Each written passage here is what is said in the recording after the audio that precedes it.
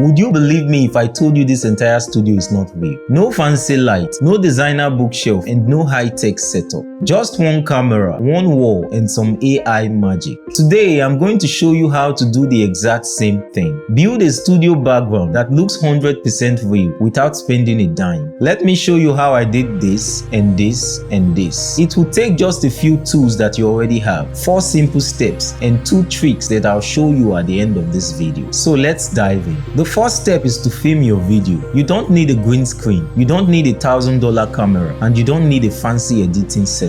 But you need to record your videos the right way to create these backgrounds later on. Film your video with good lighting. If you don't have studio light, it's okay. Just film near a window or film outside. The key thing is to use a plain wall with no posters or clutter. Just keep it tidy and simple. A plain wall will give you a very clean background at the end of this process. Keep the camera steady when you're filming. The best way to do this is to shoot with a tripod. Make sure the video is not shaky and you are in the center of the frame when you are filming. If the video is not steady, it will be difficult for you to place yourself on the background without glitches, which will show that the background is not real. Use a wider shot than what you would normally go for. Make sure the shot covers from your waist to your head with space above. But if you are sitting at a table like I am right now, don't worry about shooting from your waist up. Just make sure the shot will give you room to zoom in if necessary. There's a reason for this which I will explain later. Don't move too much. Can you make small hand gestures? Yes, you can do that, but keep your hands always in front of your body. Can you do a full body dance? No, save it for TikTok.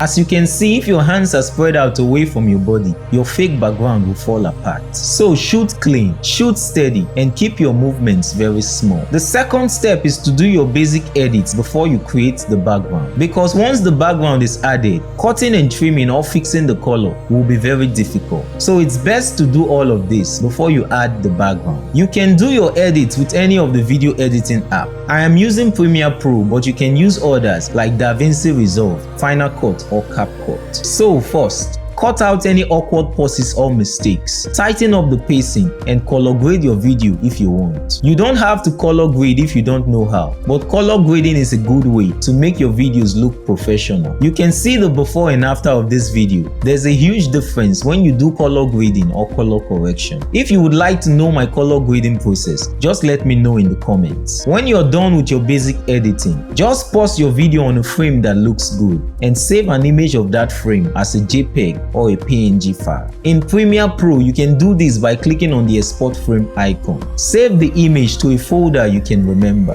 This image is the key to creating your fake background. The third step is the fun part. Go to firefly.adobe.com and click on Create with Firefly. We will be using the Generative Fill tool to create our background. So click on Image and click on Generative Fill. You will be asked to sign in, but don't worry. Just click on Sign in and create an account. It's free. If your email is already logged into your computer, click on Continue with Google and you're good to go. When you're done, go back to the Generative Fill page. Click on Upload Image and select the image that you saved. Click on Insert and use the brush tool to highlight the areas around yourself where you want to add an item. If you make a mistake, just click on Subtract and use the brush tool to paint back that area. There are 2 ways to get your background and I'll show you both. I prefer the second method because I feel it's more detailed, but you can use whichever one you like. For the first method, highlight all the areas around yourself. Make sure you leave a bit of space around your body for blending. Then go to the prompt box and describe your dream studio. For example,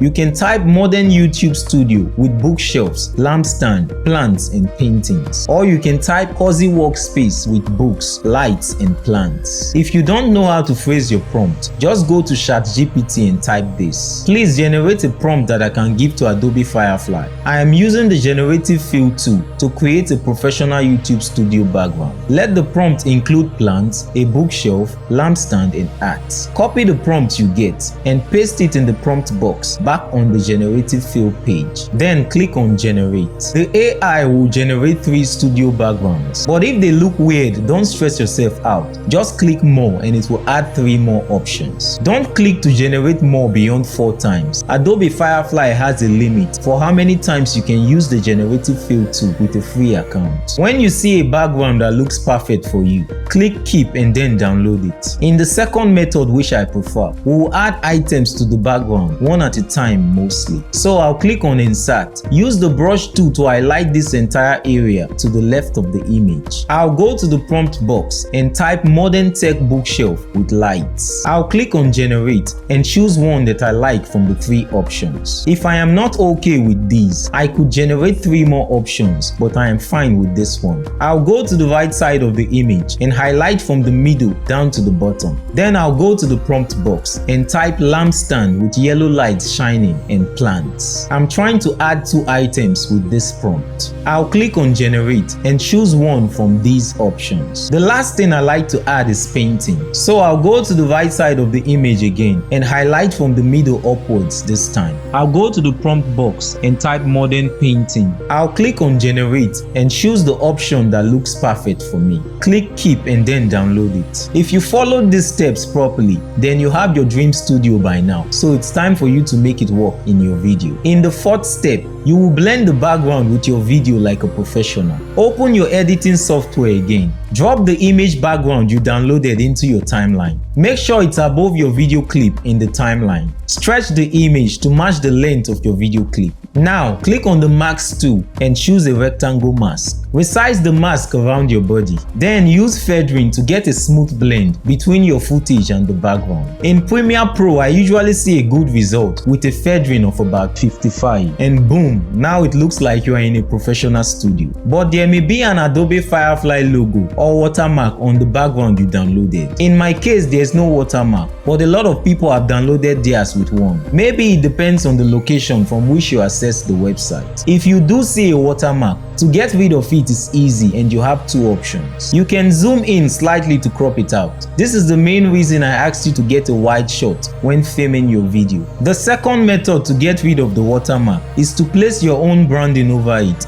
or you can place a simple call to action like subscribe. Now your background is clean, smooth, watermark free and very professional. This is a bonus tip for you guys. You can add a soft shadow behind your body. It will help you look more in the scene and not pasted on top of the scene. If your editing app has a drop shadow too, you can use it, but choose an appropriate angle for the shadow to look real. Make sure you keep it subtle and it will add depth and realism to your background. And don't stop at one background. You can create 5 to 10 different ones. A modern look, a cozy studio, a colorful background, whatever vibe you want to go for. Save all of them and use as you like for each new video without much editing. So try this out and let me know in the comments what kind of background you created. Also, if you want to grow faster on YouTube, this is just the beginning. Hit the like button and subscribe to this channel for more tips that will help you grow. If you want to know how to keep your viewers watching your videos from the beginning to the end, click this video right here and I'll see you in the next one.